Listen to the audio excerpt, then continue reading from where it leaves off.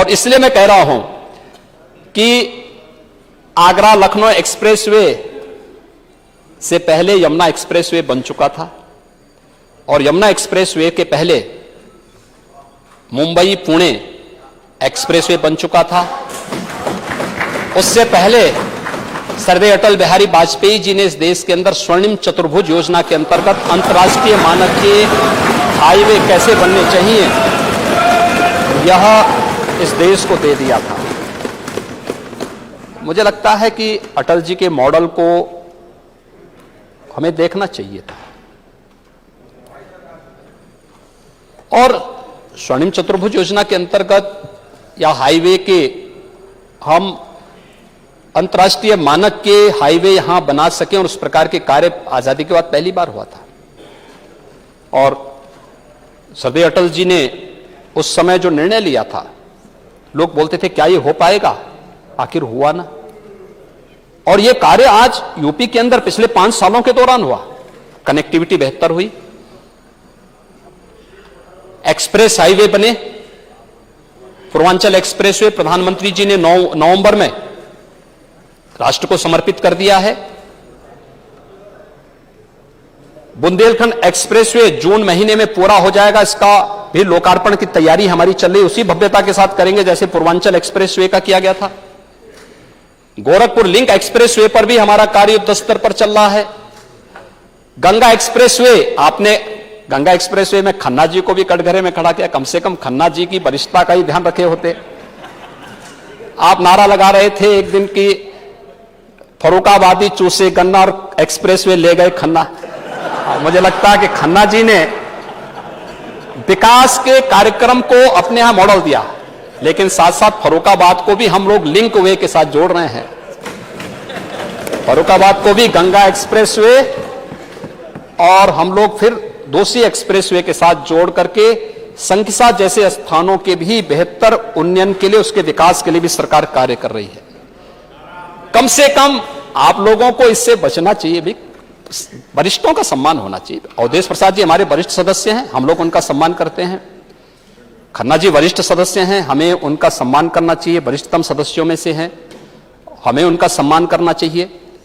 क्योंकि ये वरिष्ठता देखिए अनुभव पर आधारित होती है और मैं तो चाहूंगा कि वरिष्ठता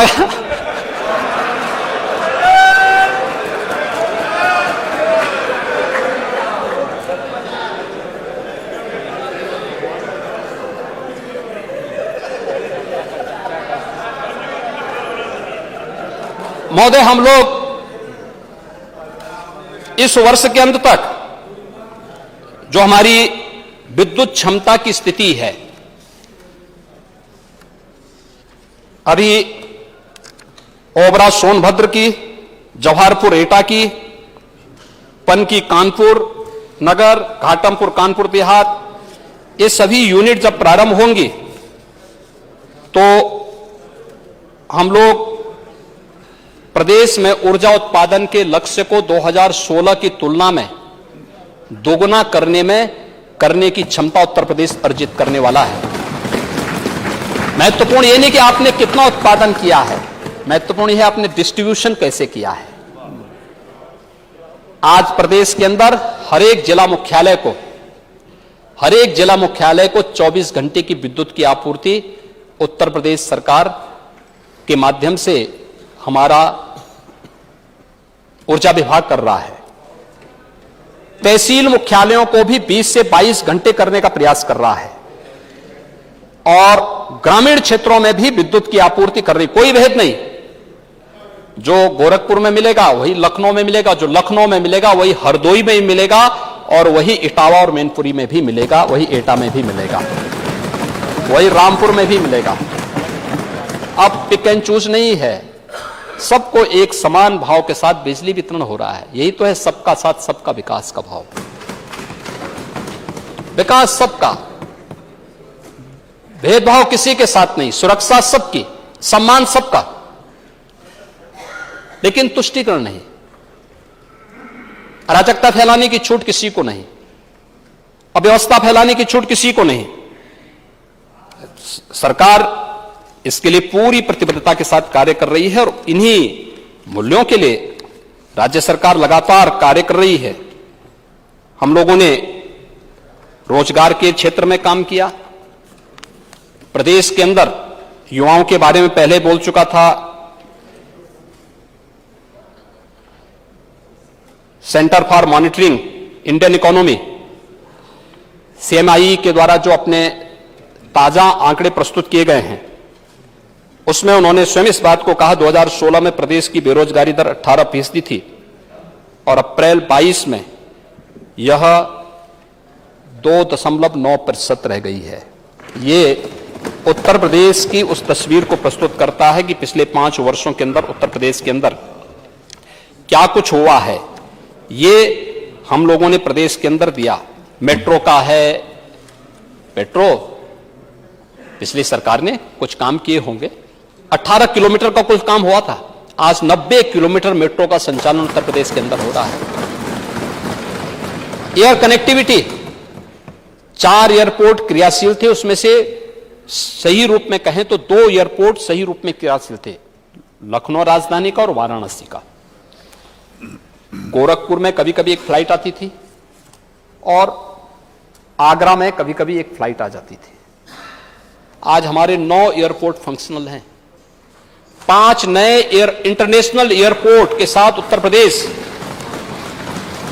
देश का पहला राज्य बनने जा रहा है। जेवर में हम लोग एयरपोर्ट वहीं पे बना रहे हैं। मैं धन्यवाद दूंगा वहां के माननीय विधायक, माननीय सांसद और अन्य जनप्रतिनिधियों का, जिन्होंने सहयोग किया और वहां पे सभी किसानों के विश्वास को जो लेकर के, जहां पे पहले भट्टा पारसोल की घटना घटित हुई, गोली चली थी, आज वहां पर वहां के अन्नदाता किसानों ने विकास के कार्यक्रम के साथ जुड़ करके इंटरनेशनल ग्रीनफील्ड एयरपोर्ट के निर्माण के लिए अपना योगदान दे रहे हैं और आज वहां पे एक इंटरनेशनल एयरपोर्ट के निर्माण का कार्य युद्ध स्तर पर प्रारंभ भी हो चुका है।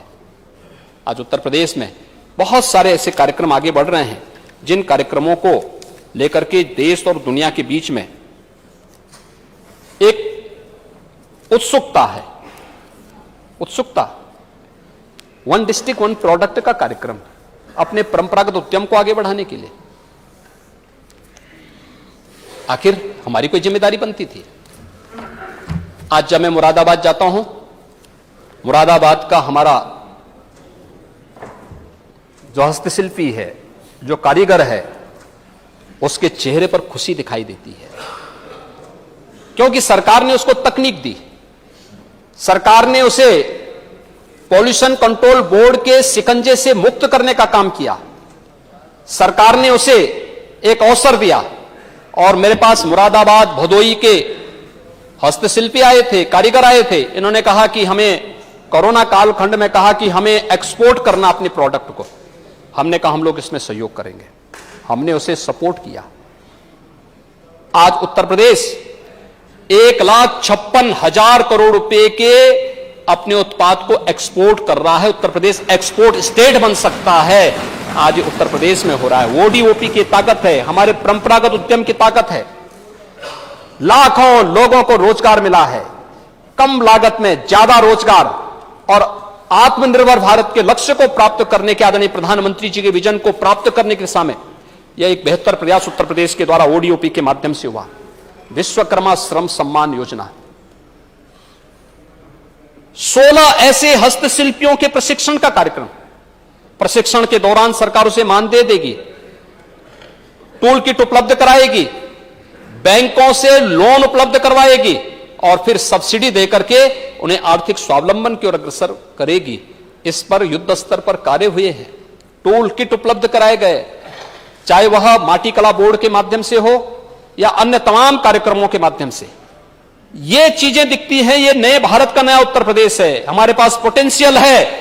उस पोटेंशियल को कभी मंच नहीं मिल पाया था, उसे सम्मान देने का काम नहीं हुआ था, उसे आगे बढ़ाने का कार्य हम लोगों ने इस दौरान प्रदेश के अंदर किया और आज उसी का परिणाम है कि उत्तर प्रदेश आज जिस दिशा में आगे बढ़ा है वह नए भारत का नया उत्तर प्रदेश है।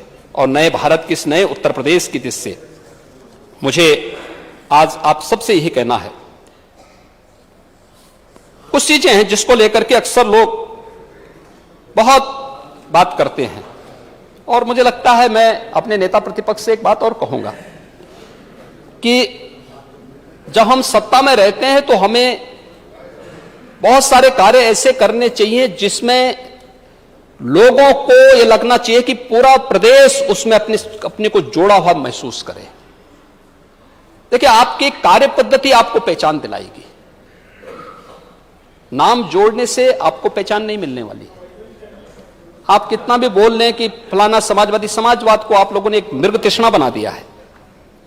और मुझे लगता है, देखिए, जब समाजवाद की बात होती थी, डॉक्टर लोहिया की चर्चा होती थी, जयप्रकाश जी की चर्चा होती थी, संघर्षशील नेताओं की चर्चा होती थी। आज समाजवादी पार्टी में मुझे लगता है कि डॉक्टर लोहिया पे मैं लेखनी कभी कभी केवल शिवपाल जी की देखता हूं, कभी कभी उनका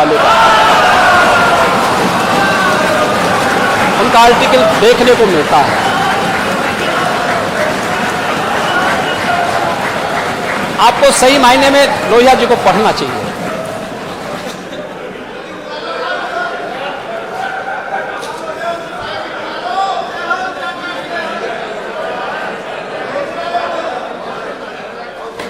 लोहिया जी को पढ़ना चाहिए।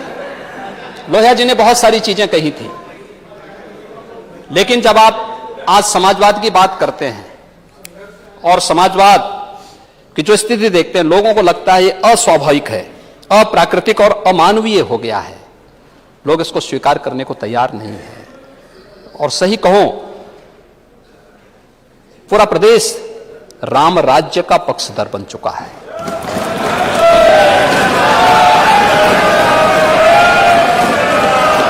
राम राज्य ये कोई धार्मिक व्यवस्था नहीं है।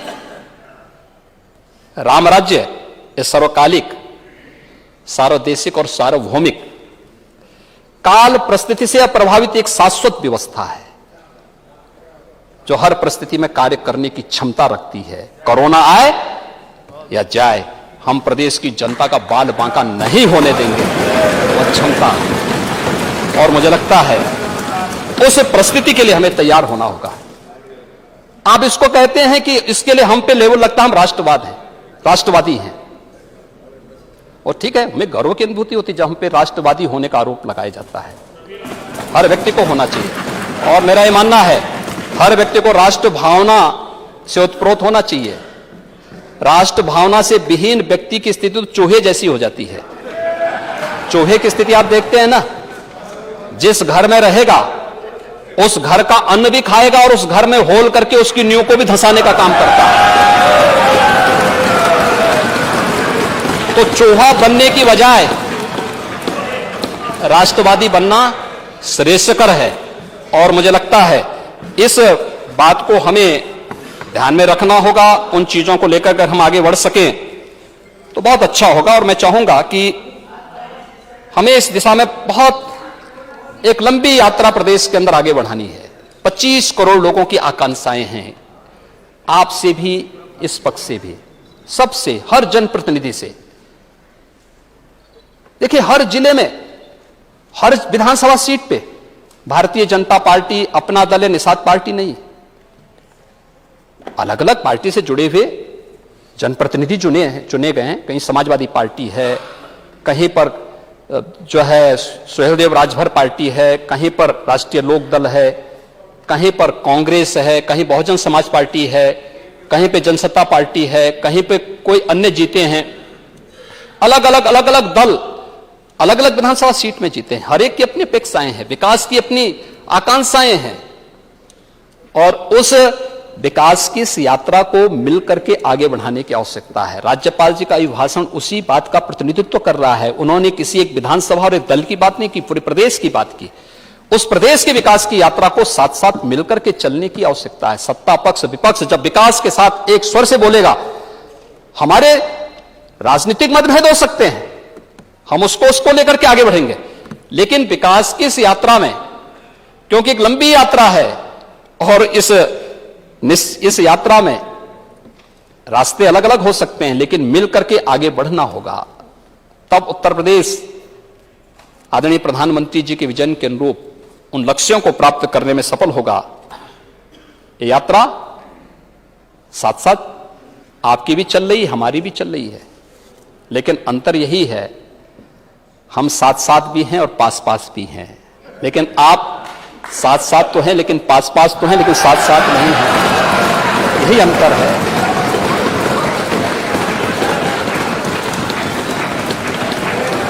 हम में और आप में यही अंतर है, हम पास पास भी हैं और साथ साथ भी हैं। इसमें से बहुत सारे सदस्यों की आप जाति नहीं बता सकते, लेकिन आप पास पास होते हुए भी साथ साथ नहीं हैं, और यही आपकी सबसे बड़ी विफलता है। राज्यपाल जी के भाषण का अगर आप सम्मान किए होते, मुझे लगता है बहुत अच्छा होता, अच्छा होता। आपने यद्यपि अपने भाषण में कहा, इस बार का उल्लेख किया कि राज्यपाल जी का हमने विरोध नहीं किया, राज्यपाल जी का आपने विरोध नहीं किया, लेकिन आपके माननीय सदस्य नारेबाजी जो कर रहे थे, राज्यपाल गो बैक के नारे लगाए जा रहे थे, आपके समर्थन में नारे लगाए जा रहे थे, ये कोई मंच नहीं था। देखिए, हमें चौका और चौराहे की बात को याद करना होगा। इस सदन में क्या बात होनी चाहिए और चौराहे पे क्या बात होनी चाहिए, दोनों में अंतर होना चाहिए। ये मंच व्यक्तिगत आरोप प्रत्यारोप का मंच नहीं हो सकता है, व्यक्तिगत आक्षेप का मंच नहीं हो सकता है। सम्मान अगर आपका है तो इस पक्ष का भी सम्मान है, दोनों एक दूसरे का सम्मान करके मिलकर के अगर आगे बढ़ेंगे। और राज्यपाल जी का ये भाषण प्रदेश के विकास के लिए है। अगर हम उस अभिभाषण का विरोध कर रहे हैं तो इसका मतलब हम प्रदेश के विकास का विरोध कर रहे हैं, हम प्रदेश के विकास के बैरियर बनना चाहते हैं। प्रदेश की जनता क्या हमें इसको देख नहीं रही है? और मुझे लगता है जनप्रतिनिधि के रूप में हम लोग अगर इन भावनाओं को एक साथ देख सकें बहुत अच्छा होगा। मुझे प्रसन्नता है कि इतने माननीय सदस्यों ने इस पूरी चर्चा में भाग लिया और इस चर्चा को आगे बढ़ाने के साथ ही उन्होंने उत्तर प्रदेश देश के अंदर बहुत कुछ कर सकने की क्षमता रखता है। देखिए, इतने रोचक बातें आई हैं, माननीय सदस्य ने हर एक ने कुछ ना कुछ नया कहा है, और जो नया कहा है उन सब पर सरकार अवश्य विचार करेगी। मैं एक बार फिर से सभी माननीय सदस्यों का जिन्होंने इस चर्चा में भाग लिया, उन सब का हृदय से मैं धन्यवाद ज्ञापित करता हूं। खासतौर पर नेता प्रतिपक्ष का, नेता प्रतिपक्ष के साथ ही हमारे जो अन्य दलीय नेता हैं, राष्ट्रीय Lokdal, सहयोगदेव Rajbhar party, Congress party, Bahujan Samaj party, Jansatta party और हमारे सहयोगी दल निषाद राज पार्टी के साथ ही अपना दल एस और अन्य जितने भी हमारे माननीय सदस्य हैं, उन सभी ने जिसने भी चर्चा में भाग लिया उन सबको मैं हृदय से धन्यवाद देता हूं। लेकिन मेरा आप सबसे अनुरोध होगा कि हम सब मिलकर के समवेत स्वर में, समवेत सदन को संबोधित करने के लिए राज्यपाल महोदय आई थी, तो समवेत स्वर से इसको राज्यपाल जी के प्रति कृतज्ञता ज्ञापित करते हुए धन्यवाद प्रस्ताव पारित करके राजभवन में हम राज्यपाल महोदय के समक्ष भेजें कि उत्तर प्रदेश का यह सदन आपके प्रति कृतज्ञता ज्ञापित करता है, आपके मार्गदर्शन के लिए कृतज्ञता ज्ञापित करता है, आपका आभार व्यक्त करता है, और सदन की ओर से हम महामहिम राज्यपाल जी को धन्यवाद ज्ञापित कर सकें। मैं इसका अनुरोध भी माननीय सदन से करूंगा। बहुत बहुत अध्यक्ष जी, आपने इतनी शालीनता के साथ इस सदन को चलाया, बहुत अच्छे ढंग से सदन चल रहा है, अधिक से अधिक सदस्य बोल रहे हैं, और 167 सदस्य किसी चर्चा में भाग लें, ये अपने आप में बहुत एक नया वो है प्रयोग। यहां की प्रोसीडिंग, मैं तो आपसे अनुरोध करूंगा कि यहां की जो प्रोसीडिंग राज्यपाल के चर्चा के साथ ही जो चर्चा अभी आगे हमारे बजट पे भाषण हो, बजट की चर्चा आगे बढ़ेगी, इसकी भी प्रोसीडिंग बना करके हिंदी इंग्लिश में इसका ट्रांसलेट करते हुए हर विधानसभा को और संसद की लाइब्रेरी को भी भेजना चाहिए लोग, क्योंकि ये जो चीज आ रही है, मैंने पहले भी कहा था कि जो चर्चा हमारे माननीय सदस्य करते हैं, हो सकता है भाषा में कोई टूट फूट हो सकती हो, लेकिन उसके भाव में कहीं कोई किसी प्रकार का वो नहीं है। बहुत पवित्र भाव है, बहुत पवित्र भाव के साथ वो काम करता है, विपरीत परिस्थितियों में काम करता है, कोई अधिकार न होते हुए भी जनता की जलालत को झेलता है और फिर वहां काम करता है, फिर अपनी बात को रखने के लिए आता है। उन परिस्थितियों में भी वह जिस बात को बोलता है तो उसका सम्मान भी हो, और फिर उसको हम भेजें सरकार के पक्ष में भी हमें सरकार के स्तर पर भी इस बात को कहूंगा कि अलग अलग विभाग उन बातों को नोट करके उस पर उस कार्रवाई को आगे बढ़ाएंगे जिन विभागों से संबंधित वो मुद्दे हैं और जिनको लेकर के माननीय सदस्यों ने इन मुद्दों को आगे बढ़ाया है। मैं एक बार फिर से आपका इस सदन को इतने अच्छे ढंग से आगे बढ़ाने के लिए हृदय से आभार व्यक्त करता हूं। माननीय नेता प्रतिपक्ष को, अपने सभी दलीय नेताओं को हृदय से धन्यवाद देता हूं। विश्वास करता हूं कि सदन की गरिमा को हम इसी रूप में बना के रखेंगे। धन्यवाद। डॉक्टर मंजू शिवाज, डॉक्टर मंजू शिवाज महोदय, अध्यक्ष महोदय, ये कोई डिबेट तो हो नहीं रही। नहीं, मेरा महोदय स्पष्टीकरण तो होगा। नहीं, संशोधन मेरा तो ये पेश रिक्वेस्ट है, अगर जिस समय बजट भाषण के ऊपर तो कुछ स्पष्टीकरण हो सकता है, राज्यपाल के भाषण के ऊपर क्या? अध्यक्ष महोदय स्पष्टीकरण नहीं, मेरा ये निवेदन है और संशोधन के साथ उन्होंने अपनी बात कही, यही पूरी तरीके से कही। अध्यक्ष महोदय यही परंपरा उसमें बजट के ऊपर है, राज्यपाल के भाषण के ऊपर। अध्यक्ष महोदय, आपको एक आधा स्पष्टीकरण पूछ लीजिए, कोई भाषण नहीं। सदन ने बहुत लंबा भाषण दिया और बहुत सारी बातें उसमें आ गई हैं, लेकिन जो संशोधन जो मैंने अपने भाषण में कहा उन बातों को अभी भी छुआ नहीं गया है। और इसके दौरान नेता सदन ने हमारे चाचा की बहुत चिंता की। अभी तक तो मेरे चाचा थे, लेकिन अब तो नेता सदन भी उन्हें चाचा बोल रहे हैं। और जो कोई एक आधा स्पष्टीकरण नेता प्रतिपक्ष को एक आधा स्पष्टीकरण पूछे। जो आंकड़े अध्यक्ष जी दिए गए हैं कोविड चाचा के बारे में स्पष्टीकरण मत पूछे कि किसके हैं। मैं उसी में पूछ रहा हूं मैं। अध्यक्ष महोदय, अभी कोरोना को लेकर के अध्यक्ष जी आंकड़े दिए गए मुझे, लेकिन नेता सदन ने एक आंकड़ा नहीं दिया कि जिस समय कोरोना सबको हो रहा था, नेता सदन को भी हुआ कोरोना, मुझे भी हुआ। मैंने टीका नहीं लगवाया, लेकिन उन्होंने वैक्सीन लगवाया, उसके बाद भी हो गया। कोई स्पष्टीकरण ले लीजिए, ये डिबेट नहीं हो सकता। कोई स्पष्टीकरण ले लीजिए प्लीज। और फिर सवाल यह है जी, मैंने बीजेपी का वैक्सीन क्यों कहा? दुनिया इस वैश्विक महामारी की चपेट में आ गई, हर जगह वैक्सीन लगी। अमेरिका के राष्ट्रपति जी का देख लीजिए, उन्होंने सर्टिफिकेट में तस्वीर नहीं लगाई। यूरोप में किसी भी प्रेसिडेंट प्राइम मिनिस्टर की तस्वीर नहीं लगी। हमारे पड़ोसी देश वो तो वहां लगी है ना, यहाँ से चीन में नहीं लगी। नहीं, आप बात वहीं पर है। नहीं, बात वहीं पर है। स्पष्टीकरण पूछना है, नेता प्रतिपक्ष को अधिकार है। अध्यक्ष नेता प्रतिपक्ष को अधिकार है भाषण देने का, उसके ऊपर भाषण के ऊपर भाषण नहीं हो सकता। हमारे देश में तस्वीर लगी और मैंने वो तो फिर वो देंगे, जो नेवर एंडिंग। कई मौकों पर मैंने कहा ये तो कभी भी समाप्त नहीं हो सकता। मैं स्पेसिफिक मांगूंगा, बहुत स्पेसिफिक बोलूंगा। अध्यक्ष महोदय, बहुत स्पेसिफिक कहूंगा, क्योंकि बहुत सारी बातें कही हैं जो सदन के संज्ञान में आनी चाहिए। तो अगर सर्टिफिकेट में तस्वीर नहीं लगी होती तो शायद सबसे पहले मैं खड़ा होकर के वैक्सीन लगवा लेता। क्या दुनिया के किसी देश ने वैक्सीन लगवाई? कोई स्पष्टीकरण नहीं। और जो तस्वीरें आई थी वैक्सीन में, शायद नेता सदन, पूरी दुनिया ही लगा रही है। नेता सदन हमारे तस्वीर तो लॉकडाउन सिंह से नहीं मिले होंगे। एक गर्भवती मां जो नेपाल से चली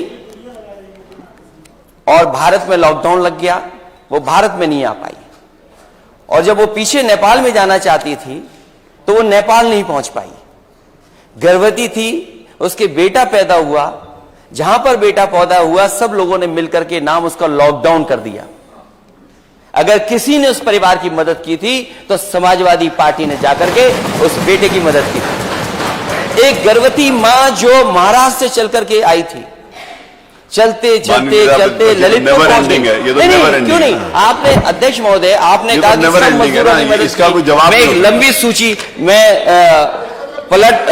अध्यक्ष महोदय आपके माध्यम से मुख्यमंत्री जी तक और संशोधन में ये सूची भी आ जाए कि किसी भी मजदूर की, मरने वालों की एक सरकार ने मदद नहीं की। अगर किसी ने मदद की थी तो समाजवादी सरकार ने मदद की। डॉक्टर मंजू शिवाज जो बात कह रहे हैं चीनी मिलों को लेकर के कि अभी भुगतान हो गया है, अध्यक्ष महोदय सरकार ये कहती है बजट भाषण होगा उसके ऊपर नहीं नहीं डिबेट अभी अध्यक्ष बजट महोदय ये भाषण। बात नहीं, अध्यक्ष जी, अभी भाषण भाषण में पे भी कर है। लीजिए। माननीय अध्यक्ष जी, नेता प्रतिपक्ष ये अगर चाहे अभी तो भाषण नहीं। में भी है। माननीय मैं ये जानना चाहता हूँ हाँ, कि कोई चीनी अगर मिल स्पष्टीकरण मोहद्दीनपुर पूछना का है तो बकाया ये है माध्यम कि नहीं जी, है? ये परंपरा नहीं है। 1309 बकाया है। दोराला चीनी मिल का 4112 बकाया है। किनौनी चीनी मिल का बकाया 4311 है। मवाना चीनी मिल का बकाया है। नगरा मल का बकाया 3831। सकौती चीनी मिल का बकाया है 952। गंगा सरकारी चीनी मिल मोरना का 68 करोड़ बकाया है। पूरी मैं डॉक्टर मंजू सिंह साना का 300 करोड़ बकाया है। स्पष्टीकरण नहीं है माननीय, ये तो शामली बजट का बजट 295 बजट के ऊपर बोलिए ना माननीय नेता बकाया है। प्रतिपक्ष, खाना ये भवन तो का बजट 300 भाषण है करोड़ बकाया है। और ये सारी बातें आपको कहने का अधिकार है। बजट वाली बात आज इसको भी मैं जोड़ता हूँ। और जहाँ तक सवाल बेरोजगारी का है, डॉक्टर मंजू सिंह मैं ये कहना चाहता हूँ कि बजट सर, आप ने उसको कहा बोलिएगा। कि बजट पर चर्चा होगी। कोई बजट के ऊपर इसको पूरा डिटेल बोलिएगा। घोटाला नहीं हुआ। बजट पर चर्चा होगी, की बजट पर चर्चा होनी है। यूपीपीसीएल पेपर नेता लीक, प्रतिपक्ष अभी बजट पर चर्चा होनी है। सबॉर्डिनेट पेपर लीक, परंपरा है माननीय। Tube well operator paper leak, UP आरक्षी पर्चे गलत बटे, बजट पर ग्राम चर्चा होनी विकास है। अधिकारी किसमें धांधली, कितना पैसा है तो बजट का प्राइमरी विषय है, इसका सहायक विषय नहीं है। रिजल्ट के बाद धांधली के आरोप, ये गलत परंपरा है। अरे मैं exam paper leak, UPTT paper leak, forest guard परीक्षा रद्द, सहायता अब बोलिए बजट में है। इसलिए आप कोरोना वॉरियर बोलते हैं। आप ये अध्यक्ष महोदय कोरोना वॉरियर का 9000 आपकी बात आ गई। कोरोना के समय काम किए उनको नौकरी से निकाल दिया गया। जो डॉक्टर उस समय अपनी जान जोखिम में लेकर के इलाज करा रहे थे उनको निकाल दिया। ये सरकार आखिर कैसी सरकार है? इन तमाम और मैं कई चीजें सवाल करूंगा। बहुत बहुत धन्यवाद। प्रस्तुत धन्यवाद। प्रस्ताव में माननीय नेता विरोधी दल के द्वारा ओर से प्रस्तुत किए गए संशोधन प्रस्ताव को माननीय नेता प्रतिपक्ष ने जो संशोधन प्रस्ताव दिए हैं, मैं उन संशोधन प्रस्ताव को मतदान के लिए प्रस्तुत कर रहा हूं। प्रश्न ये है कि प्रस्ताव में अंत में निम्नलिखित को जोड़ दिया जाए, किंतु खेद है कि श्री राज्यपाल ने अपने अभिभाषण में निम्नलिखित का उल्लेख नहीं किया। ये नेता प्रतिपक्ष की तरफ से ये आया। एक सेकंड, मैं आप ही के प्रस्ताव के ऊपर वोट कर रहा हूं। प्रश्न ये है कि राज्यपाल के अभिभाषण के संबंध में जो संशोधन प्रस्ताव माननीय विरोधी दल नेता ने दिया, उससे यह सदन सहमत है। जो माननीय सदस्य इसके पक्ष में होकर कृपया हाँ कहें। जो माननीय सदस्य इससे सहमत नहीं है तो कृपया ना कहें। माननीय सदस्यों के पक्ष में जो नहीं की संख्या अधिक है, अतः यह संशोधन का प्रस्ताव अस्वीकृत हुआ। इसके अतिरिक्त अन्य संशोधन के प्रस्ताव भी जो उपस्थित किए गए वो अस्वीकृत समझे जाएंगे। प्रश्न ये है कि सदन श्री राज्यपाल के अभिभाषण के लिए जो उन्होंने राज्य विधानमंडल दल के साथ संवेद दोनों सदनों के समक्ष दिनांक 23 मई 2022 को दिया गया है, कृतज्ञता पूर्वक धन्यवाद प्रकट करता है। जो माननीय सदस्य इसके पक्ष में हो कृपया हाँ कहें। जो माननीय सदस्य विरोध में हो कृपया नहीं कहें। हाँ की संख्या अधिक है, अतः यह प्रस्ताव स्वीकृत हुआ। मत संख्या 8 में कुछ नहीं है। मत संख्या 9 doctor DC Verma. Doctor DC Verma उपस्थित है? कहां है? चलिए, आपकी याचिका प्रस्तुत की हुई मानी गई। मत संख्या 10 माननीय डॉक्टर नीरज वोरा, आपकी याचिका उपस्थित की हुई मानी गई। मत संख्या 11 डॉक्टर मुकेश वर्मा। सारे डॉक्टर ही हैं। डॉक्टर मुकेश वर्मा हैं? आपकी याचिका उपस्थित की हुई मानी गई। मत संख्या 12 डॉक्टर शिव प्रताप यादव, आपकी उपस्थिति की हुई मानी गई। मत संख्या 13 श्री अतुल प्रधान, आपकी याचिका उपस्थित मानी गई। मत संख्या 14 श्री अनिल प्रधान, आपकी याचिका उपस्थित की मानी गई। मत संख्या 15 इंजीनियर सचिन यादव, आपकी याचिका उपस्थित की मानी गई। मत संख्या 16 श्री कैलाशनाथ शुक्ला, आपकी याचिका उपस्थित की मानी गई। मत संख्या 17 श्री गुलाम मोहम्मद, आपकी याचिका उपस्थित की मानी गई। मत संख्या 18 श्री गौरीशंकर वर्मा। श्री गौरीशंकर वर्मा जी नहीं है, इनको दोबारा देनी पड़ेगी याचिका। मत संख्या 19 श्री जवाहर लाल राजपूत उपस्थित हैं? हाँ, उधर हैं, आप पीछे बैठते। मत संख्या 20 श्री दीपक कुमार मिश्र। श्री दीपक कुमार मिश्रा नहीं है, ये को दोबारा देनी पड़ेगी। मत संख्या 21 श्री प्रभात कुमार वर्मा, आपकी याचिका उपस्थित की मानी। मत संख्या 22 श्री प्रेम नारायण पांडे, आपकी याचिका उपस्थित की मानी। मत संख्या 23 श्री बंबालाल दिवाकर जी, आपकी याचिका उपस्थित की। मत संख्या 24 श्री ब्रजभूषण राजपूत, आपकी याचिका भी उपस्थित मानी गई। मत संख्या 25 श्री मनीष असीजा, आपकी याचिका प्रस्तुत की मानी। 26 श्री मनोज कुमार पारस, अभी तो थे, आपकी याचिका भी उपस्थित की मानी गई। मत संख्या 27 श्री मनोज पांडे, आपकी याचिका भी उपस्थित की मानी गई। मत संख्या 28 श्री महेश त्रिवेदी, आपकी याचिका भी उपस्थित की मानी गई। श्री 29 श्री मूलचंद सिंह निरंजन, आपकी याचिका भी उपस्थित है। मत संख्या 30 श्री मोहम्मद फहीम इरफान, आपकी याचिका भी उपस्थित है। मत संख्या 32 श्री रविदास मल्होत्रा, मत संख्या 31 श्री रमापत शास्त्री जी, आपकी याचिका भी उपस्थित की मानी गई। श्री रामचल राजभर, मत संख्या 33 श्री राकेश पांडे जी हैं, नहीं है, इनको दोबारा लगानी पड़ेगी। श्री रामचल जी राजभर, आपकी याचिका उपस्थित की मानी गई। 34-35 श्री राजेंद्र प्रसाद चौधरी, आपकी याचिका उपस्थित है। श्री राजेंद्र सिंह जी पटेल, आपकी याचिका उपस्थित है। श्री रामचल जी राजभर जी, आपकी याचिका भी उपस्थित की मानी गई।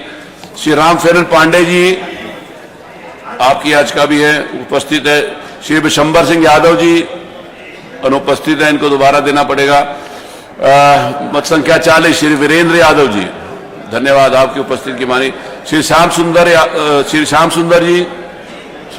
जी, आपकी उपस्थिति की मानी गई। मत संख्या 42 श्री श्रीकांत कटियार जी, आपकी भी उपस्थिति की मानी गई। मत संख्या 43 श्री संजय शर्मा, आपकी भी मान ली गई। श्री सुरेंद्र चौरसिया 44 इधर हैं। श्री हरीश गंगवार 45, श्री हरीश गंगवार नहीं है, इनको दोबारा देनी पड़ेगी। श्री हाकिम लाल जी बिन, आपकी उपस्थिति मानी। श्री हाजी इरफान सोलंकी, ये हमारे कानपुर का है, बार बार बाहर चला जाता है, उसको कहिए बैठा करें, नहीं, दोबारा देनी पड़ेगी। श्रीमती सरिता भदौरिया उधर हैं, आपकी उपस्थिति की मानी गई। मत संख्या 48 श्रीमती मनीषा अनुरागी, आपकी उपस्थिति की मानी। मत संख्या 49 सरिता भदौरिया जी का ले लिया गया। मत संख्या 50 विशेषाधिकार का कोई प्रश्न नहीं है। मत संख्या 51 नियम 315 के अंतर्गत कोई अभी सूचनाएं नहीं है। 52 में मंत्रियों के द्वारा वक्तव्य नहीं है। मत संख्या 53 माननीय श्रीमती आराधना मिश्रा मोना जी। माननीय अध्यक्ष जी, यह सदन भातखंडे राज्य संस्कृति विश्वविद्यालय अध्यादेश 2022 का अनुमोदन करता है।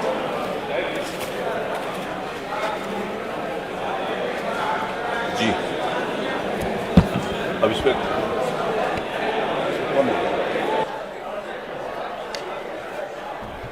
प्रश्न ये है कि यह सदन भारत खंडे राज्य सांस्कृतिक विश्वविद्यालय अध्यादेश 2022 का अनुमोदन करता है। जो माननीय इसके सदस्य के पक्ष में हो कृपया हाँ कहें, जो माननीय सदस्य इसके विरोध में हो कृपया नहीं कहें। नहीं की संख्या अधिक है, अतः यह प्रस्ताव अस्वीकृत हुआ। जो माननीय सदस्य इसके पक्ष में ना हो कृपया नहीं कहें। सुन लिया, अब सुनाई पड़ा। अतः यह प्रस्ताव अस्वीकृत हुआ। मत संख्या 54 श्री उमाशंकर सिंह जी। अरे विचार करने के लिए बोलेंगे तब, विचार करने के लिए बोलेंगे तब विचार करेंगे ना। भारत का विचार करके रखेंगे। संस्कृत विश्वविद्यालय विधेयक 2022 को इस सदन की एक प्रवर समिति के सुपुर्द कर दिया जाए, जो अपना प्रतिवेदन 1 माह के अंदर प्रस्तुत करें, समिति के सदस्यों के नाम बाद में दिए जाएंगे। बोलते हैं? हाँ बोलिए, आप बोलिए, आपके बाद मंत्री जी बोले। क्योंकि मुझे लग रहा है कि हम लोग इसमें थोड़ा बहुत जल्दीबाजी कर रहे हैं। बहुत बार क्योंकि आप काफी वरिष्ठ हैं और हम विगत दिनों से देखते आ रहे हैं। अभी 2 दिन पहले हम लोग इसको कार्य मंत्रणा में इस विधेयक को रखने के लिए हम लोग कार्य मंत्रणा से अनुमोदित किए। जितनी जल्दीबाजी में माननीय अध्यक्ष जी यह हमारे बीच आया है विधेयक, मुझे लगता है कि जो प्रवर समिति भी है, प्रवर समिति का गठन भी इसीलिए किया गया है कि कोई भी विधेयक पहले उस समिति में जाता है तो जो भी उसमें कुछ कमियां रह जाती हैं उस कमियों को उसमें दूर कर लेता है, ताकि फिर अभी हम देखते हैं कि आज हमने उसको उस विधेयक पर चर्चा किया, विधेयक को पास किया, बहुमत के आधार पर हम पास कर देते हैं, लेकिन फिर अगले ही कुछ दिनों में हम उसमें संशोधन लेके आते हैं। इसके लिए मेरा केवल आपके माध्यम से आग्रह है कि क्यों ना हम इसको एक प्रवर समिति को के लिए सुपुर्द कर दें, जिससे कि फिर बाद में गहन विचार हो करके फिर इस पे हम बाद में फिर इसका हम इस विधेयक को पास करेंगे। मैं प्रस्ताव करता हूं कि भारत खंड ए संस्कृत विश्वविद्यालय विधेयक 2022 को एक प्रवर समिति के सपुर्द कर दिया जाए, जो अपना प्रतिवेदन 1 माह के भीतर प्रस्तुत कर दे। जो माननीय सदस्य के पक्ष में हो कृपया हाँ गए, जो माननीय सदस्य के विरोध में हो कृपया नहीं गए। नहीं की संख्या अधिक है, अतः यह प्रस्ताव अस्वीकृत हुआ। प्रश्न यह है कि भारत खंड संस्कृत विश्वविद्यालय विधेयक 2022 पर विचार किया जाए। जो माननीय सदस्य के पक्ष में हो कृपया हाँ गए, जो माननीय सदस्य इसके विरोध में हो कृपया नहीं गए। हाँ की संख्या अधिक है, अतः यह प्रस्ताव स्वीकृत हुआ। खंडशः विचार। प्रश्न यह है कि खंड 2 से 79 तथा खंड 1 प्रस्तावना व शीर्षक इस विधेयक के अंग माने जाएं। जो माननीय सदस्य इसके पक्ष में हो कृपया हाँ गए, जो माननीय सदस्य इसके विरोध में हो कृपया नहीं गए। नहीं बोल तो दो, अगर नहीं कहना तो, नहीं तो सर्वसम्मति से हो जाएगा। हाँ की संख्या अधिक है, अतः खंड 2 से खंड 3 खंड 1 प्रस्तावना व शीर्षक इस विधेयक के अंग माने जाएंगे। मत संख्या 55, माननीय संस्कृति मंत्री। माननीय अध्यक्ष जी, आपकी अनुमति से मैं प्रस्ताव करता हूं कि भारत खंड संस्कृत विश्वविद्यालय विधेयक 2022 को पारित किया जाए। प्रश्न यह है कि भारत खंड विश्वविद्यालय विधेयक 2022 पारित किया जाए। जो माननीय सदस्य के पक्ष में हो कृपया हाँ कहें, जो माननीय सदस्य इसके विरोध में हो कृपया नहीं कहें। हाँ की संख्या अधिक है, अतः यह विधेयक पारित हुआ। मत संख्या 26, श्रीमती 56 सॉरी है। हाँ, श्री आराधना मिश्रा जी, श्री वीरेंद्र चौधरी जी। हाँ पढ़। यह सदन उत्तर प्रदेश निजी विश्वविद्यालय संशोधन अध्यादेश 30/2022 को अनुमोदित करता है। प्रश्न यह है कि यह सदन उत्तर प्रदेश निजी विश्वविद्यालय संशोधन अध्यादेश 2022 का अनुमोदन करता है। जो माननीय सदस्य के पक्ष में हो कृपया हाँ कहें। जरा जोर से बोलो। जो माननीय सदस्य इसके विरोध में हो कृपया नहीं कहें। नहीं की संख्या अधिक है, अतः यह प्रस्ताव अस्वीकृत हुआ। मत संख्या 57, माननीय उच्च शिक्षा मंत्री। मत संख्या 57, माननीय उच्च शिक्षा मंत्री, बताइए, बोलिए।